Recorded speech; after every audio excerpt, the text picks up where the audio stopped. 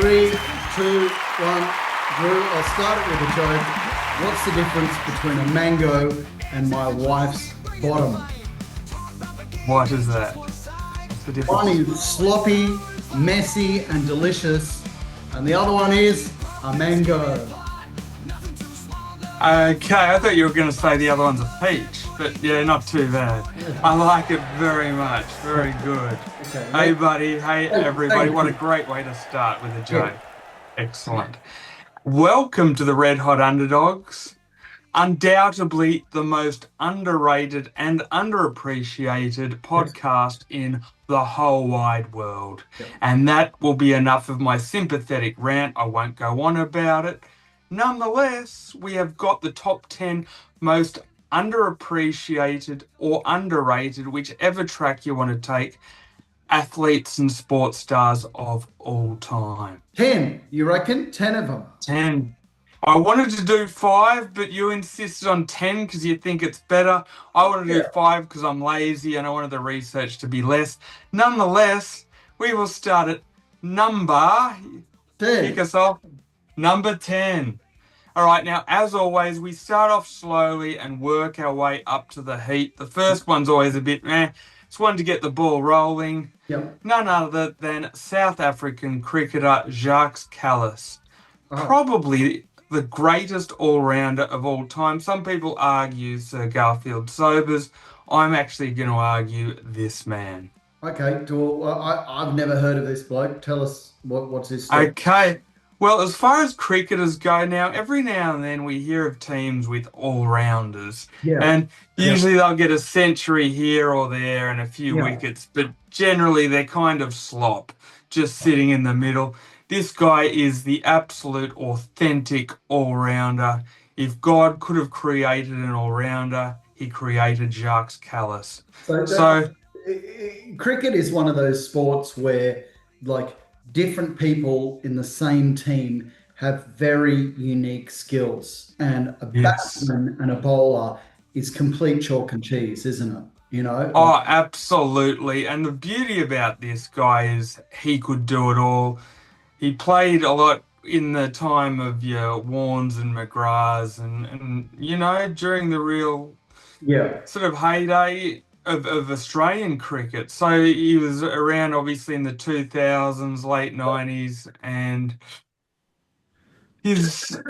You said Warne then, and you know how they say cricketers' names, and then they have a little ball that's a bowler. An asterisk, and a bat is a batsman. And if it is a batsman and a bowler, they have both. If they have an they have both. I remember once or twice they actually had it next to Warne's name, you know? Yeah, wow. There you go. Well, people do say that cricketers are all-rounders when they've had a pretty mediocre, you know, batsman if they're a good bowler, but they do.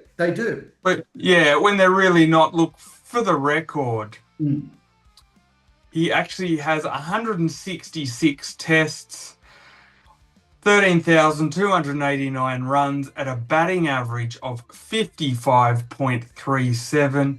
He has 45 centuries, 58 half centuries, and a high score of 224 in tests.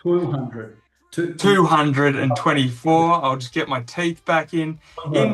In one-day internationals, he's actually got 17 centuries, which is very hard to do in one days, and 85 half centuries. With the ball in tests, he's got 292 wickets at an average of 32.65, best bowling of 6 for 54. His best match figures are 9 for 92. People talk, I'm an all-rounder, this guy's an all-rounder, that person's an all-rounder. Quite often they're not. Quite often they're a pie without sauce and less than room temperature.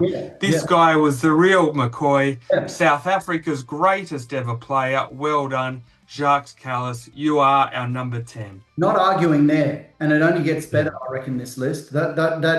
Definitely this bloke should be on that list with those stats. You know, some of those stats batsmen don't have or bowlers don't have, and they're good batsmen or bowlers, you know? That's a fantastic point you make. True. Those figures, if you were a batsman or a bowler at the highest level, you'd be stoked with either. Like I said, only second on the list for centuries to India's Sachin Tendulkar, who has 51. But hey, Jacques Kallis, 45, and he's an all-rounder. He does both. Fantastic. Amazing. So getting on to number 9. Beautiful. Number 9, none other than boxing's Carlos Monzón. Now, he is an Argentinian fighter. His career spanned from 1963 to 1977.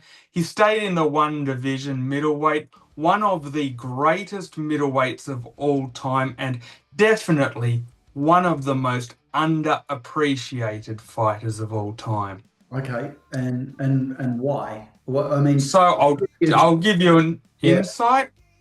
At his first 20 fights, he was 16 wins, 3 losses, and 1 no result, which I think was due to an injury in the ring or a head clash or something. Not particularly anything to shout about, nothing great. But then he went on a streak of 71 wins, no losses, and 9 draws to round out his career, with a career resume of 87 wins, 59 by knockout, lost 3 times, all by decision, and 9 draws with 1 no result and 100 fights. Mate, you know what I'm just thinking? I don't know who number 1 is, and I'd like to know who number 1 is. Do I have to wait? You know, or can you have to wait? You're enjoying this, aren't you? Yeah. Come here, boy. Shut the door. Come here, boy. Yep. So, hey JJ, how you going, buddy? So, after his first loss, he then went 13 years for the remainder of his career without a defeat. He retired as the champion, and every loss that he did have on his record, he actually avenged. Wow. And that's every boxer's dream. Yeah, absolutely. They're everywhere, DREWY. Oh, beautiful. Got the whole crowd. So his biggest wins were actually Nino Benvenuti twice, Emil Griffith twice, Rodrigo Valdez twice, Benny Briscoe, Tony Mundine, Anthony Mundine's dad. Oh, wow. Yeah. In Argentina, where was that? I'm not sure where that was. I didn't look it up. And Jose Napoles, who was a fantastic fighter. So great resume, great record, and brilliant career. Yep. Okay. Number 8. So getting on to number 8, I've actually got kind of a boring one, but a guy who well and truly deserves his spot. Australian tennis player Roy Emerson. Okay. Now, people talk about, Sampras and Agassi and obviously Djokovic and Nadal and Federer and the big 3 and all the people throughout history, McEnroe, Bjorn Borg. This guy has 12 majors. He's Australian, and he was the first player to hold 12 major singles titles in the Open era. And it wasn't until the year 2000 that Pete Sampras actually beat it. Yeah. And he actually held the most Australian Open major wins at 6 until Novak Djokovic beat it in 2019.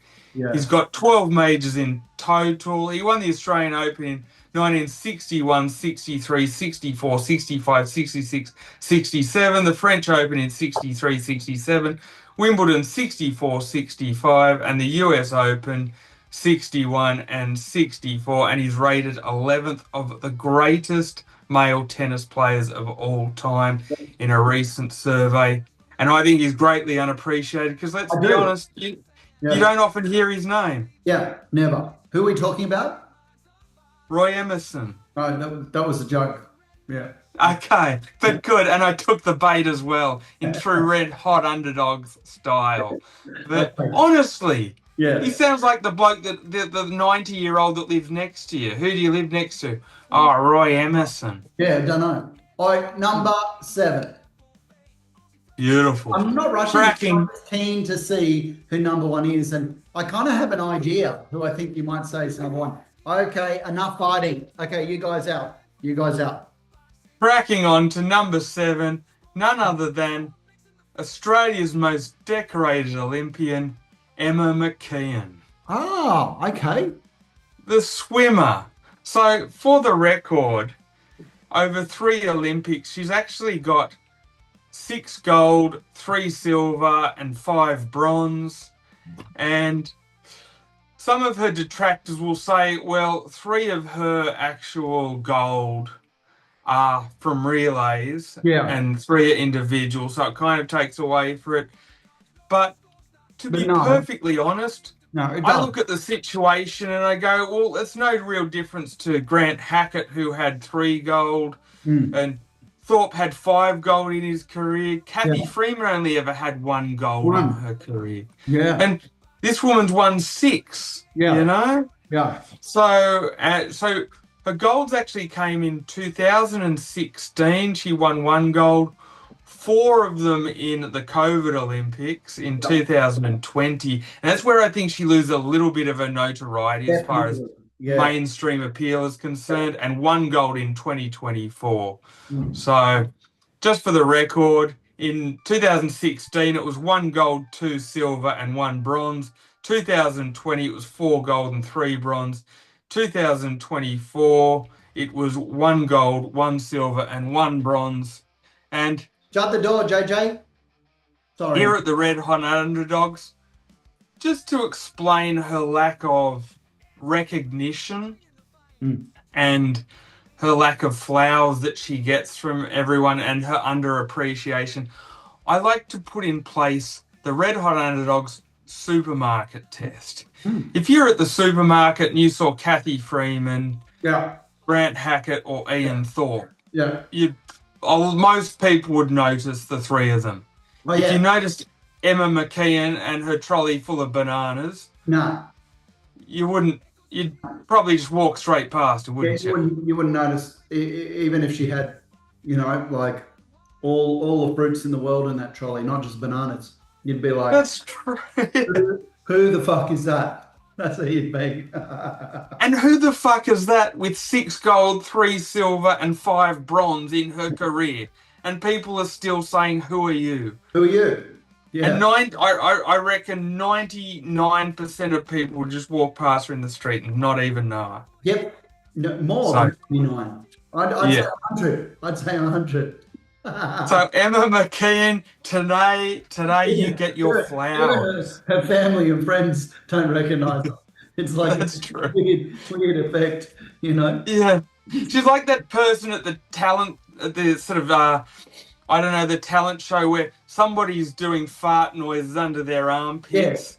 And yet she's being a magician, and even God's scratching his head, yet everybody claps the person doing the fart noises under their armpits. Yeah, but you know what? Farts are funny. That's why. They are.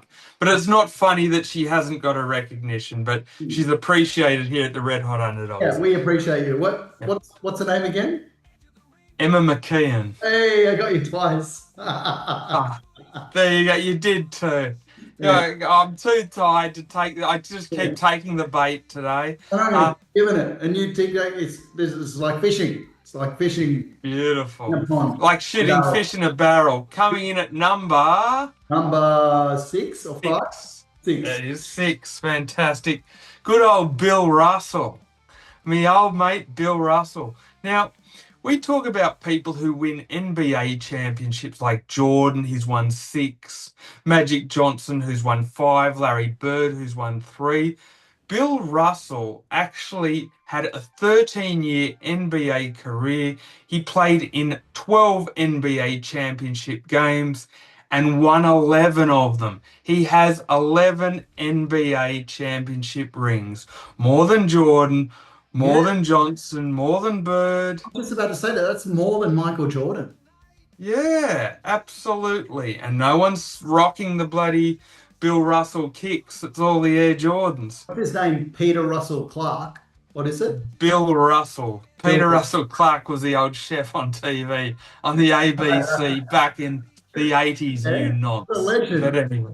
Yeah, okay. Oh, good. So Bill Russell has more, wins than Jordan, than Michael Johnson. Not only that, he also won the NBA MVP 5 times, and his career spanned from 1956 to 1969, and in 1968 and 1969, his final years as a player, he was also a player coach and led the Celtics to the championship wins. Hang on, so that's fantastic. Which year was the player coach? This guy's doing it all. 68 and 69. And that couldn't be too often, right? Like that. No. That's a Red Hot Underdog segment in itself. It is.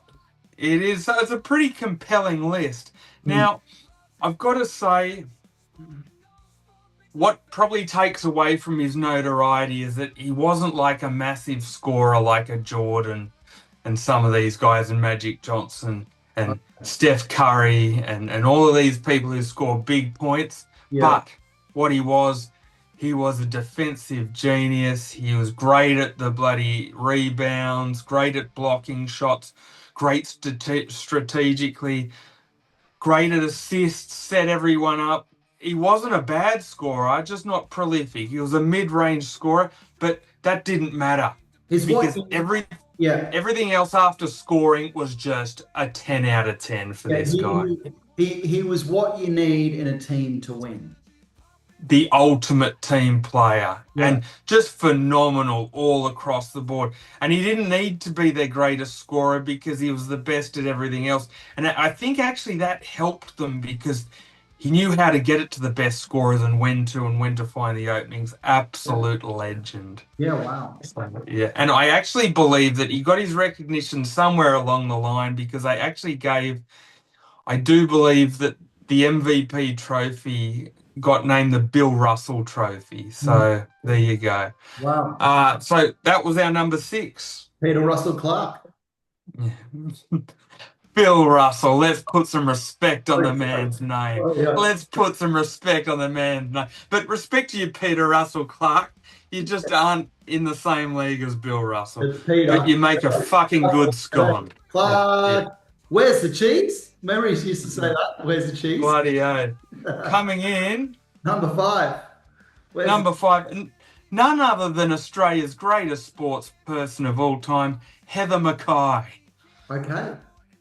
You know Heather. Tell me about Heather for a second. You don't want to know about Heather? What's that? Nothing in the middle of the donut. Okay. Well, I'll tell you something. Heather Mackay might actually be the best at her sport than anybody on the list. Okay. But she falls down in the list only because the sport of squash. There you go. The sport of squash is very much a niche sport. It isn't particularly mainstream. But it's a good sport, right? Yeah. It got popular in the 80s. All the business people used to play it. Correct. But to give you an indication of how prolific Heather Mackay was, her parents wanted her to play either tennis or hockey, and she was training for both of those. And she was going to try and choose one of them professionally. In 1959, she took up at, I believe, the age of 19, I think it was, 18 or 19. She took up squash for fitness to improve her hockey and her tennis. Needless to say, she fell in love with hockey, and a friend convinced her to turn professional. Not hockey, squash. Thank you. Thank you. Good save. Appreciate it. So she fell in love with squash, and a friend actually convinced her to turn professional. She wasn't going to. She lost her first game in her first year as a pro in 1960. Not her first ever game, but lost a game in 1960. And then her second game she lost in 1962. And then she retired in 1981. And those two were the only games she ever lost in her entire career. Jesus. Yeah, wow. And she went from 1962 to 1981 without ever being defeated. There's a lot of puns, like squash puns we can use here, you know, squash the competition. Yeah, absolutely. If we were smarter, would think of them, you know? We would, but let's squash that for the moment and get on with a few statistics. Yeah. Boom, boom. Okay. But anyway, that's a really bad dad squash joke. But she did actually win like 16 British Open titles from 62 to 77. She won all of those straight. They didn't have world championships, but when they decided to in 1976 and 1979, guess what? She won those too. Hey, Joey, I know this is kind of related, but kind of not. Do you know the fastest growing sport in Australia and the world right now? Is it pickleball? Yeah, it's pickleball. There you go. I thought you'd say that. We should do an episode on pickleball. Yeah. Oh, we should, and we will. Yeah. And I reckon Heather Mackay at her old age, I think she'd be in her 80s now, would be still fucking good at pickleball. Pickleball now. Where's Heather from? She's from Australia. She's not from Mackay, but we don't know. Mate, there's only so much I can fucking research. Relax yourself. What, you want me to know the colour of her underpants next? No, I know that. It's white, you know. But probably is being a squash player. But yeah. Listen. She would be at the local RSL playing pickleball, the local community hall every weekend, and she would be smashing it, mate. 100%. But just in closing the book on Heather Mackay, Australia's most underappreciated sports person of all time. No doubt about it. Yeah, no doubt. I just want to congratulate her from 1962 to 1981, going 19 years undefeated. That is ridiculous. Who has done 19 years in anything undefeated? Undefeated. That is just remarkable. It's remarkable. You know? It is. Coming in at number 4. Yes, and that's my hand with all my fingers intact, not my wonky finger that I did from a rugby accident. So it's not the 3.5 hand, it's the 4 hand. Okay. Coming in at number 4, none other than Jim Thorpe. Now, what's your contribution on Jim Thorpe here? What can you tell me about Jim Thorpe? Thorpe's younger brother? No, not quite. So Jim Thorpe was an American back in the early 1900s. Now, this guy was an absolute freak. He won 2 gold medals at the Stockholm 1912 Olympics. You haven't said what sport, dude. I'm about to. This is the build-up. I got it. Yeah, this is the build-up. This is the foreplay before we get to the ejaculation. Yep. So, in the Stockholm 1912 Olympics, he won 2 golds, 1 for decathlon, 1 for pentathlon. Oh, yeah. Sounds good, sounds awesome, but he also played NFL. And he also played Major League Baseball. What a legend. Yeah. Playing professional football, playing professional baseball in America and winning 2 Olympic gold medals. That to me is pretty fucking special. That's special. Yeah, I do believe so. So he won pro football titles in 1916, 1917 and 1919. Unfortunately, the NFL hadn't been formed officially as the labeling of the NFL. It was still pro football. Yeah. NFL was formed in 1920. He didn't win an NFL title, but still played in the NFL. And he retired at the NFL at the age of 41. He played in the NFL from 1919 to 1926. Yeah, wow. So, bit of a late bloomer, but bloody good. And yeah, what else can you say? In the NFL, he played quarterback and defensive back, and he didn't win any Major League Baseball titles. But for me to play NFL, MLB, and win 2 Olympic gold medals. That's pretty special. Huge. Can I just say, so he won 2 Olympic golds in the pentathlon. Yes. Is that 5? Yes, correct. And the decathlon. Yes. That would be 10. Not to be mistaken with the decathlon. Yeah. Okay. Decathlon is 10. Yes. Can you name those 10? No. Oh. Okay. Because I already had to do enough for this podcast. Your boy has limits. Don't you have Between a baby, a nagging wife, and countless hordes of information, mate, sometimes I don't always hit the highest of the heights, but I give you what you need, not necessarily what you want. I don't hit the highest of the heights, but I hit the lowest of the low. And that sounds like my bedroom game. Yeah. All right.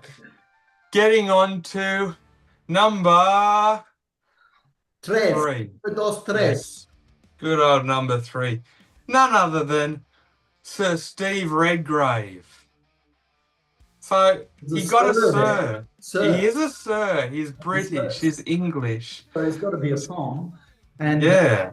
Well, no, not really. Like there's a lot of people that aren't Pom. Oh no, not necessarily. But most of them go to the Poms. They're big onto that big thing. But you are right. It is a Pom. Yeah.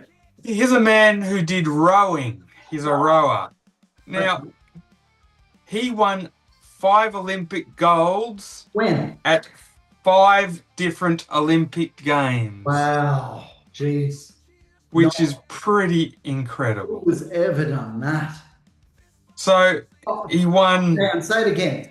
5 gold at 5 Olympic games.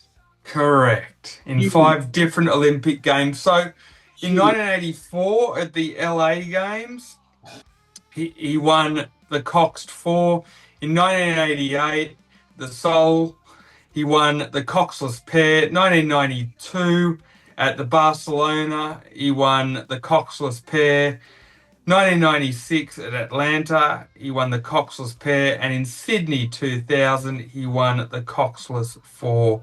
His first Olympics was at age 22. His last was at age 38. And I think that was pretty special. Just checking, you said coxless or cockless?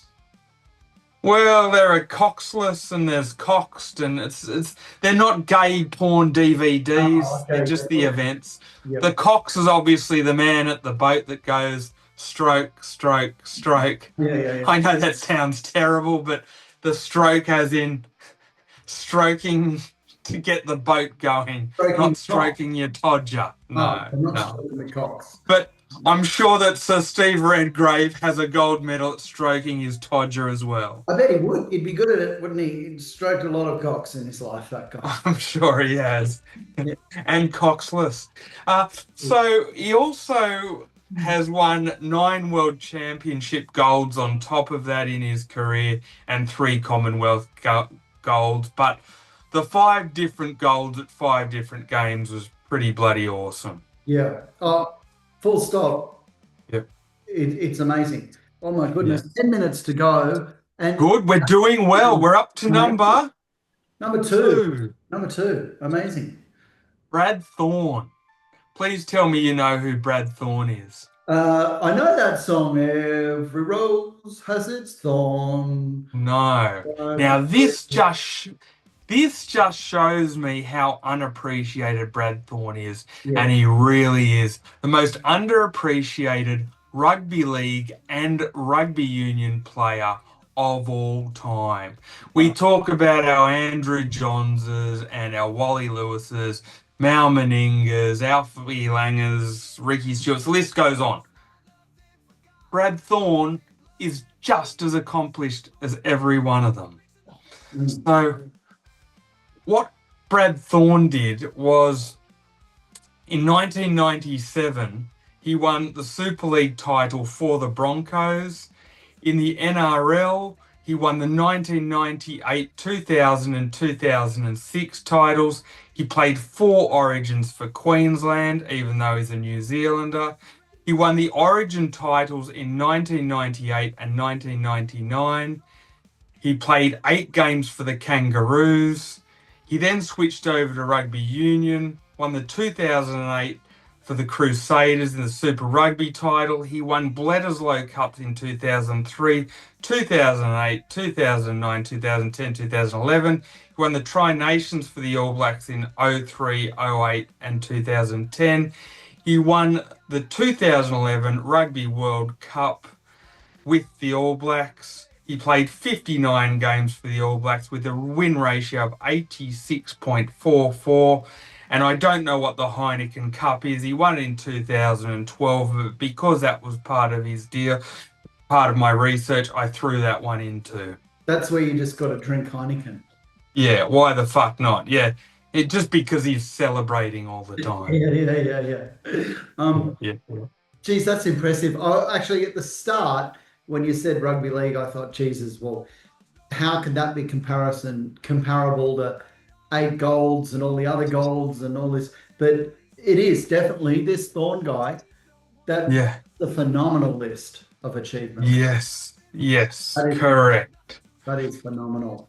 And that is amazing. Like, because we always talk about the people like Wally Lewis and the great Mal Meninga and Andrew Johns, but Brad Thorne never ever gets a mention, ever.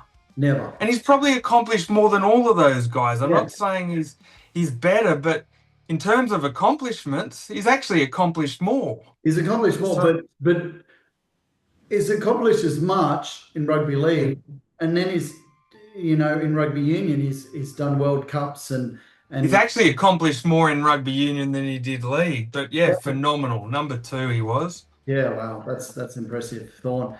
Every rose has its thorn. Brad Thorne, you are a fucking legend. Well done from the Red Hot Underdogs. You were our number 2, not quite our number 1. Yeah, okay. Well, number 1, I feel like I need a cup of tea or something like that, for number 1. Right. We got 6.5 minutes, Drewy. Yep. The pressure's on for number 1. Now, I was switching between 2 and 1 because I wasn't sure which one. I think they're somewhat interchangeable. Number 1 is Larissa Latinina, who is and was, not is, but was a Russian gymnast. Now, I went for her at number 1 because gymnastics is such a huge, iconic sport. Yeah. And she's somebody that never, ever really gets mentioned. In her Olympic career, she won 9 gold, 5 silver, 4 bronze. In the World Championships, she won 9 gold, 4 silver, 1 bronze. In the European Championships, 7 gold, 6 silver, 1 bronze. In all of her career tournaments, 25 gold, 15 silver, 6 bronze, and she still to this day holds the 2nd most medals in Olympic history. She's the 2nd most decorated Olympian of all time. Wow. That obviously got absolutely annihilated by Michael Phelps. But for somebody who competed in the 1950s... Yeah. But she competed in the 1956 Olympics and won 4 gold. She competed in the 1960 Olympics and won 3 gold, and competed in the 1964 Tokyo Olympics and won 2 gold. And I just think that for somebody who competed in 1956 to still be the 2nd most decorated Olympian of all time and never ever get mentioned, I thought she deserved our number 1. I can't argue with that. Yeah. And honestly, how often do people mention Larissa Latinina? Who? I'm not biting this time. You know what? I hear the name Larissa Latinina and I think she could be like, not trying to racially profile anyone, that tubby Russian cleaner that cleans your unit or your house when you're off at work. Yeah. Larissa Latinina is coming to clean my house today. Yeah. With her big apron and her duster and her bucket. Yeah. But no. And that is our top 10. JJ's got something to show you. Show Drewy. Fantastic. Fork. Oh, wow. Bended it more. Yeah. Wow, very clever. I bended it kind of up. I dug a hole. Remember, I dug a hole? Yeah, he could be like the next magician on the block, the next David Copperfield. Very good. I can A fish. bent fork. But nah, Okay. mate, you deserve the gold medal in bending forks. Well done, champion. You get a gold Absolute- medal, mate. What? Fork bender. They got Absolute legend. And you know what's the most surprising about this? We actually got our top 10 in time. Yeah. We didn't need to progress beyond that. Got 20 minutes to go. That's a gold medal for us. So, you know, I'm just breezing through in this last when section. you did this, when you did the boxer, I think, what was it? Yeah. Number 9. I thought, Yeah. I'm going to throw Jai Opataya in there because. No, you can't throw Jai Opataya in there. Well, okay, but I'm just saying, like, is he unappreciated? Extremely unappreciated, but I don't think he's got the resume yet and the runs on the board career-wise to say he's enormously underappreciated. Underappreciated as far as getting prime opportunities is concerned at this point of his career. Needless to say, he does actually fight in America on March 8th, so I've got a date and a place for you. Yeah. And that's great. We've got a date. We've got it's confirmed in America, is it? Yeah, in America, March 8th. He's joined Zuffa Boxing with Dana White, because Dana White's now in boxing under his new consortium. But yeah, anyway, he mainly joined it not because of Dana White, but because Turki Al-Sheikh, prominent Saudi figure, can bring in the money and might be able to push him towards world titles. I think that was the final carrot to joining the Zuffa Boxing Consortium. So yeah. So good old Turkey's on board with Jai now. Yeah. So we'll see where it goes. Look, exciting times. I think we're on the right track there as far as Mr. Jai Opataya is concerned. Whereabouts? All I know, it's in America. I think it's actually, no, don't ask me where it is. I can't remember. I read it. Say March 1st. Don't do that. No, I think it's March 8th. March 8th, but it could be 9th over here because they're a day behind us. That's in a couple of weeks, mate. That's not long at all. Yeah, very close. Very close. So there you go. So hopefully everyone enjoyed that list today. I enjoyed it. Did you enjoy it, JJ? The list? There you go. What list? It was an unappreciated list. Even JJ thinks so. Of unappreciated people on the list. Yeah. It rounds out the podcast very nicely. Would you like to see JJ bend this fork once more? All right, in closing, why not? Beautiful. Legend. Most unappreciated list. Most unappreciated podcast. Just letting it roll for the end. Mate, usually we don't have enough words to cram in at the end, but I think we got our